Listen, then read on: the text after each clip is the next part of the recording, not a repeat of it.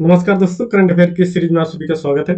दोस्तों, आज की वीडियो में हम लोग कुछ और महत्वपूर्ण करंट अफेयर्स को देखेंगे, जिसमें हमारा पहला प्रश्न है कि दिसंबर 2022 में किस उच्च न्यायालय द्वारा 33 सप्ताह के गर्भ को चिकित्सीय रूप से समाप्त करने की अनुमति दी गई। ठीक है, तो 33 सप्ताह का अर्थ होता है लगभग 8 महीना। तो 8 महीने के गर्भ को समाप्त करने की अनुमति देने वाला उच्च न्यायालय दिल्ली उच्च न्यायालय। इसमें केस था जिसमें 26 वर्षीय महिला थी, जिसको यह पता चला कि उसका जो गर्भ में उसका जो बच्चा है उसकी मानसिक स्थिति सही नहीं है, और डॉक्टर ये नहीं बता पाए कि जब पैदा हो जाएगा उसके बाद ये स्वस्थ होगा कि नहीं। तो इसको लेकर उसने हाईकोर्ट में एक अपील दायर की, जिसकी सुनवाई में हाईकोर्ट ने बोला कि जब डॉक्टर को ये नहीं मालूम कि ये बच्चा स्वस्थ हो पाएगा कि नहीं, तो माता को ये अनुमति दी जाती है वो चिकित्सीय रूप से अपने गर्भ को समाप्त कर सकती है। ठीक है, तो ये फैसला दिया दिल्ली उच्च न्यायालय ने। मद्रास उच्च न्यायालय का भी फैसला भी हाल में आया था। ठीक है, उसमें कहा गया था कि जितने भी मंदिर हैं उनमें मोबाइल फोन का उपयोग अब नहीं होगा। ठीक है, मद्रास उच्च न्यायालय ने अपना फैसला सुनाया कि मंदिरों में मोबाइल फोन का उपयोग नहीं होगा। यह फैसला सुनाया था किसने? मद्रास हाई कोर्ट ने। और दिल्ली उच्च न्यायालय ने फैसला सुनाया कि 33 सप्ताह के गर्भ को भी गिराया जा सकता है, लेकिन उसकी जो कंडीशन है वो जायज हो। ठीक है, अगला हमारा प्रश्न है, नवंबर 2022 में ई टिकटिंग प्रणाली को लागू करने वाला देश का पहला राज्य बना। तो नवंबर 2022 में ई टिकटिंग प्रणाली लागू करने वाला देश का पहला राज्य हमारा कौन है? हरियाणा। हरियाणा देश का पहला राज्य बन गया जहां पे ई टिकट में इलेक्ट्रॉनिक टिकटिंग प्रणाली लागू हो गई है। मध्य प्रदेश की बात करें तो देश का पहला ऐसा राज्य है जहां पे आर्टिफिशियल इंटेलिजेंसी मतलब एआई को स्कूल लेवल पे पढ़ाया जाएगा। ठीक है, महाराष्ट्र की बात करें तो देश का पहला ऐसा राज्य है जिसने अपना अलग से दिव्यांग विभाग बनाया है। ठीक है, देश का पहला ऐसा राज्य महाराष्ट्र जिसने अलग से दिव्यांग विभाग बनाया है। तमिलनाडु देश का पहला ऐसा राज्य है जिसने अपना अलग से जलवायु परिवर्तन मिशन शुरू किया। ठीक है, तमिलनाडु देश का पहला ऐसा राज्य जिसने अपना अलग से जलवायु परिवर्तन मिशन शुरू किया है। महाराष्ट्र देश का पहला ऐसा राज्य जिसने अपना दिव्यांग विभाग अलग से बनाया है। मध्य प्रदेश देश का ऐसा पहला राज्य है जिसने स्कूली लेवल पे आर्टिफिशियल इंटेलिजेंसी पढ़ाने की शुरुआत की है। हरियाणा देश का पहला ऐसा राज्य जिसने ई टिकट प्रणाली लागू की है। ठीक है, अगला हमारा प्रश्न है कि विश्व सिनेमा के इतिहास में पहला विज्ञान संस्कृत वृत्तचित्र का मतलब होता है डॉक्यूमेंट्री। ठीक है, इसका अर्थ होता है डॉक्यूमेंट्री, जिसमें भारत के सफल मंगलयान मिशन का चित्रण किया गया है तथा जिसे गोवा के 53वें अंतर्राष्ट्रीय फिल्म समारोह के पैनोरमा खंड में प्रदर्शित किया गया। तो इस फिल्म का नाम है यानम। ठीक है, इस फिल्म का नाम क्या है? यानम। ये किस पे आधारित है? ये मंगलयान की सफलता पर आधारित है, अर्थात एक साइंटिफिक फिल्म है।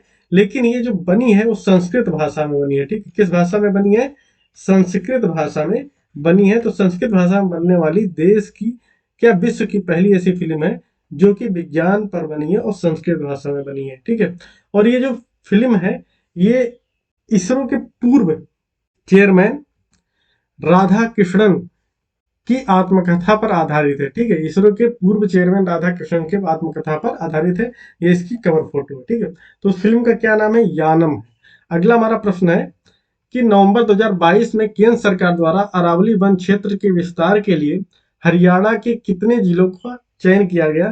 तो हरियाणा के कुल 5 जिलों का चयन किया गया। ठीक है, पहला जिला है गुरुग्राम, दूसरा नूंह, रेवाड़ी, फिर महेंद्रगढ़ और चरखी दादरी। इन 5 जिलों का चयन किया गया है जो अरावली पर्वत है उसके वन क्षेत्र को बढ़ाने के लिए। और हरियाणा के बारे में आपको बताया तो ई टिकटिंग प्रणाली लागू करने वाला देश का पहला राज्य कौन सा है? हमारा हरियाणा। अगला हमारा प्रश्न है कि नवंबर 2022 में हिमालय में पाए जाने वाले किस जीव को भारतीय खाद्य सुरक्षा और मानक प्राधिकरण फासी ने फूड एनिमल का दर्जा प्रदान किया है? तो ये दर्जा दिया है याक को। ठीक है, याक नामक एक जानवर है जिसको फूड एनिमल का दर्जा दिया गया। ये क्यों दिया गया? ये याक का चित्र है कि इसकी जो संख्या है दिन प्रतिदिन घट रही है। ठीक है, क्योंकि इसका जो उपयोग है इसका उपयोग दूध के रूप में और मांस के रूप में केवल पहाड़ी क्षेत्रों के लोग करते हैं। अब जब फांसी ने इसको फूड एनिमल का दर्जा दे दिया तो अब इसका वैश्विक उपयोग बढ़ गया, इसके दूध का, इसके मांस का। जब वैश्विक उपयोग बढ़ जाएगा तो इससे वहां के लोगों को, यहाँ के किसानों को, चरवाहों को होगा लाभ। तो ये इसको पालना शुरू करेंगे। जब इसको पालना शुरू करेंगे तो इसकी संख्या धीरे धीरे बढ़ेगी। इसी को देखते हुए फांसी ने इसको फूड एनिमल का दर्जा दे दिया, जिससे इसकी संख्या बढ़े, लोग इसको पालना शुरू करें। ठीक है, अगला हमारा प्रश्न है, अगस्त 2021 के बाद दूसरी बार कब भारत ने संयुक्त राष्ट्र सुरक्षा परिषद की मासिक आधार पर अध्यक्षता की है? तो अगस्त 2021 के बाद सीधे 2022 दिसंबर में भारत ने संयुक्त राष्ट्र सुरक्षा परिषद की मासिक आधार पर अध्यक्षता की है। कब की है? दिसंबर 2022 में, अगस्त 2021 के बाद। अगला हमारा प्रश्न है, नवंबर 2022 में किसे केंद्रीय जल आयोग का नया अध्यक्ष नियुक्त किया गया है? तो केंद्रीय जल आयोग का नया अध्यक्ष जे चंद्रशेखर अय्यर को नियुक्त किया गया है। ठीक है, जे चंद्रशेखर अय्यर को क्या नियुक्त किया गया? केंद्रीय जल आयोग का नया अध्यक्ष। अनिल कुमार लाहौटी को रेलवे बोर्ड का नया सीईओ और अध्यक्ष बनाया गया। सी अचलेंद्र रेड्डी की बात करें, इनको जैव विविधता आयोग का अध्यक्ष बनाया गया। ठीक है, राष्ट्रीय जैव विविधता आयोग का अध्यक्ष किसको बनाया गया है? सी अचलेंद्र रेड्डी को। और प्रसून जोशी जो कि एक गीतकार हैं, इनको उत्तराखंड का ब्रांड एम्बेसडर बनाया गया है। अगला हमारा प्रश्न है कि 29 नवंबर 2022 में कहां पर भारत ने पहले अंतरराष्ट्रीय बौद्ध विश्वविद्यालय धम्मदीपा, ठीक है, जिसका नाम धम्मदीपा है, का शिलान्यास किया है? तो ये किया गया त्रिपुरा के सबरूम में। ठीक है, त्रिपुरा के सबरूम में अंतरराष्ट्रीय बौद्ध विश्वविद्यालय धम्मदीपा का शिलान्यास किया गया है। अगला हमारा प्रश्न है, नवंबर 2022 को राज्य के सभी जिलों में 5G नेटवर्क सेवा प्राप्त करने वाला देश का पहला राज्य बना है गुजरात। ठीक है, तो गुजरात के सभी जिलों में 5G सेवा नवंबर 2022 में ही शुरू कर दी गई है। अगला प्रश्न है, दिसंबर 2022 में किस बॉलीवुड अभिनेत्री को PETA India person of the year 2022 घोषित किया गया? जिसमें सोनाक्षी सिन्हा को घोषित किया गया। ठीक है, ये सोनाक्षी सिन्हा की फोटो है, इनको PETA India person of the year 2022 घोषित किया गया। अनुष्का शर्मा की बात करें तो इनको प्यूमा इंडिया, ठीक है, सोनाक्षी सिन्हा को, अनुष्का शर्मा को प्यूमा इंडिया का ब्रांड एम्बेसडर बनाया गया। ठीक है, प्यूमा इंडिया का ब्रांड एम्बेसडर किसको बनाया गया? अनुष्का शर्मा को। सोनाक्षी सिन्हा को बनाया गया PETA India person of the year. अगला प्रश्न हमारा है कि भारत की पहली डिजिटल रूप से साक्षर पंचायत किस राज्य में स्थित है? तो डिजिटल रूप से साक्षर पंचायत केरल के पुल्लमपारा में स्थित है। ठीक, केरल राज्य के पुल्लमपारा जो पंचायत है, उसको डिजिटली रूप से साक्षर पंचायत घोषित किया गया है। ठीक, अगला प्रश्न है कि हाल ही में किस राज्य में देश की पहली एकीकृत रॉकेट सुविधा स्थापित किए जाने की घोषणा की गई है? तो एकीकृत रॉकेट सुविधा स्थापित करने की घोषणा तेलंगाना में की गई। ठीक है, और तेलंगाना के बारे में एक बात है, तेलंगाना और आंध्र प्रदेश से होकर एक नदी बहती है जिसका नाम है किस्पड़ा नदी। ठीक है, किस्पड़ा नदी, इस पे देश का पहला केवल सह निलंबन पुल बनाया जा रहा है। ठीक है, ये भारत का पहला है और विश्व का दूसरा। ठीक है, भारत का क्या है? पहला ऐसा पुल है, विश्व का दूसरा पुल है। ये आंध्र प्रदेश और तेलंगाना से बहने वाली नदी किस्पड़ा पर बनाया जा रहा है केवल सा निलंबन पुल, जिसको अंग्रेजी में कहा जाता है केबल स्टे कम सस्पेंशन ब्रिज। ठीक है, अंग्रेजी में कहा जाए केबल स्टे कम सस्पेंशन ब्रिज।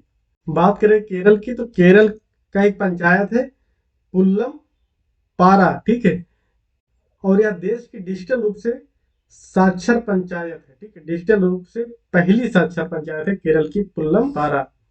अगला हमारा प्रश्न है कि भारतीय वायुसेना में किस नाम से पहले स्वदेशी विकसित हल्के लड़ाकू हेलीकॉप्टर RLCH को शामिल किया गया है? तो ये इसका नाम हमारा है प्रचंड। ठीक है, प्रचंड, जिसका अर्थ है भयानक। तो प्रचंड को शामिल किया गया, ये इसकी फोटो है।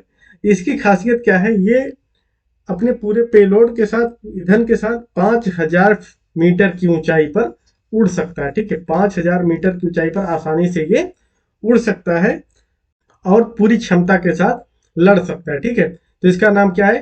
प्रचंड है, क्योंकि हमारे यहाँ जितनी भी चोटियां हैं लगभग 5000 मीटर से ऊंची हैं।